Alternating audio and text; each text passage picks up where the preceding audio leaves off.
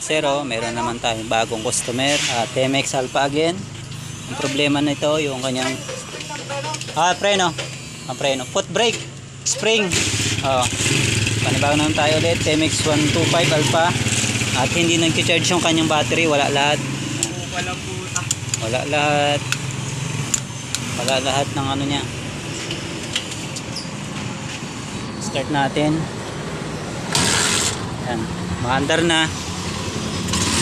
Wala lahat oh. Kusina, kahit neutral wala oh. Yan, wala lahat. Tingnan natin kanyang battery.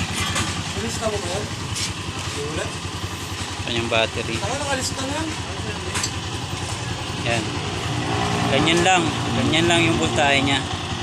Yan. Hindi siya umaangat. Dapat yan minor pa lang. Umaangat na yan.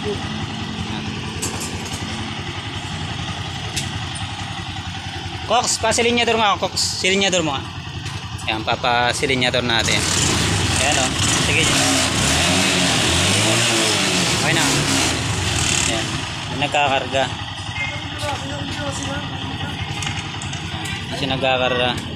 Tingnan ng charger. Tanggalin natin yung red wire. Good. Tapos gamit tayo ng test lights. Yan. Test lights. Lagyan natin sa body ground. Light natin. Siyempre testingin muna natin kung gumagana yung ating test light. Test natin dito sa kabilang motor para alam natin kung gumagana yung ating test light. Body ground. Test natin. May ilaw yung ating test light. Dito naman body ground. Testing natin yung red wire ng charger kung mayroon siyang output. Ayan, wala, hindi umiilaw yung ating charger ay yung ating test light. Walang output dito sa kanyang rectifier. Ayan. Ayan. Silinyador mo nga, Cox. Silinyador mo nga. Ayan, papasilinyador natin. Wala talaga oh. Hindi umiilaw yung ating test light. Ayan. Bali ang ating findings o troubleshoot yung kanyang charger. Ayan. Charger yung kanyang problema. Yan mga sir, paano ko nasabi na charger yung kanyang problema? Yan. Bali, nag-test rin ako sa kanyang stator. Yan. Sa kanyang stator, yun sa yellow at saka pink wire. Yan. Testing natin. Body ground, maandar. Kailangan hindi umiilaw ito. Yan. Hindi umiilaw. Naka body ground. Kabila. Hindi umiilaw. Iilaw lamang yung ating test light kapag nakakabit yung ating isang pin sa kabila. Yan. Okay. Dapat umiilaw yung ating test light. Yan, umiilaw yung kanyang test light. Ibig sabihin good yung kanyang stator. Yan. Ang problema yung kanyang charger. Yan, umiilaw yung ating test light eh. Kahit lipat natin sa kabila. Yan, umiilaw. Dapat iilaw pa rin. Yan. Umiilaw, ibig sabihin goods yung ating stator, yung kanyang charger sa kanyang stator. Yan. Pagtitest ng ating stator, pag ganitong TMX Alpha or sa ating China Motors, yan. Ito ang inyong i-test yung yellow at saka pink or kaya sa ibang motor, yellow or white yan.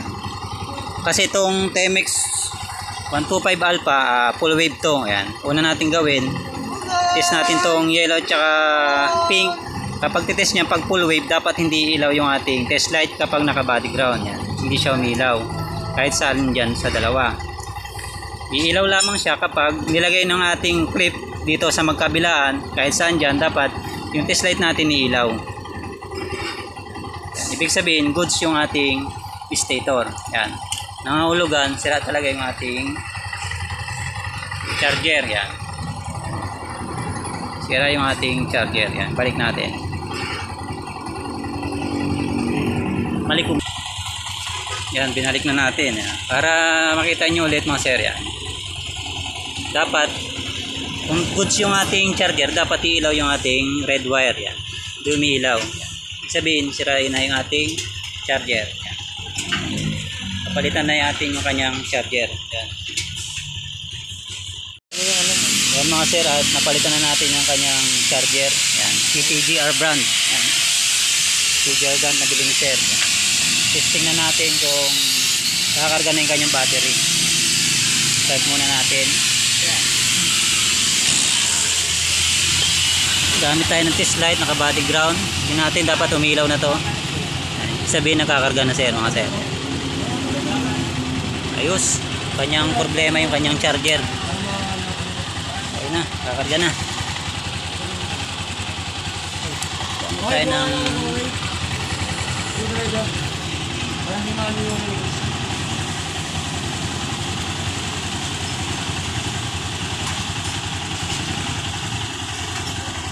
sir, maabot pang 18 yun.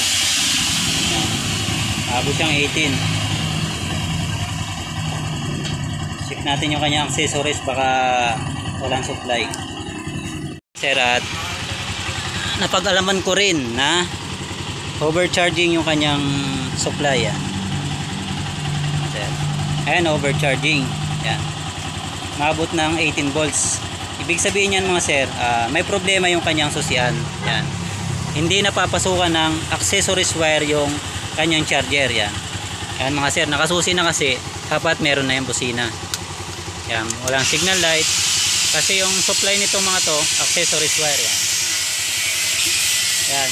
Kasi ang supply nitong mga busina, signal light, galing sa accessories yan. Pag walang lumalabas na accessories sa ating ignition switch, magkakaproblema yung ating charging system yan. Check natin tong accessories wire sa kanyang charger, dapat may supply yan. Yan. Ayan mga sir, oh. Hindi umiilaw yung ating test light. Ibig sabihin may problema yung accessories yan. Kaya nag-overcharge yung ating battery yan. Kailangan muna nating maayos yung ating susian yan. Bali, papalitan na ng customer yung kanyang susian kasi wala talaga lahat eh. Walang busina. Dapat meron na yan mga sir. Update ko kayo ulit mga sir, at tinitroubleshoot natin itong motor na to eh. Una nating trouble yung kanyang charger, hindi na charge. Ngayon overcharging dahil sa kanyang ignition switch, hindi napapasukan ng accessories yung ating charger mga sir. Update ko na lang kayo mga sir. Mga sir, at napalitan na natin yung kanyang ignition switch, meron ng accessories. Magana na yung signal light, kabila cashier day lang yung kanyang karga ng battery niya yan. Kailangan na talagang palitan yung kanyang battery. Tsaka yung battery niya, pansin ko maliit eh, hindi siya stock yan. Tsaka matagal na rin yung kanyang battery yan. Pero okay na yung charging system niya. Battery na lang problema yan. Hindi niya na tinatanggap yung charge. Ayun na yung battery niya. Wala, 6 point lang. Okay na. Pero meron na siyang ilaw. Yan, may ilaw na. Baba. Battery lang yan. Shot natin sa battery mo. Issue na lang niya battery eh. Wala nang budget yung may-ari, kaya saka na lang niya papalitan. Wala nga, oh. Hanggang naman yun eh. Saka okay naman na yung charger. Okay mga sir, yun lamang po.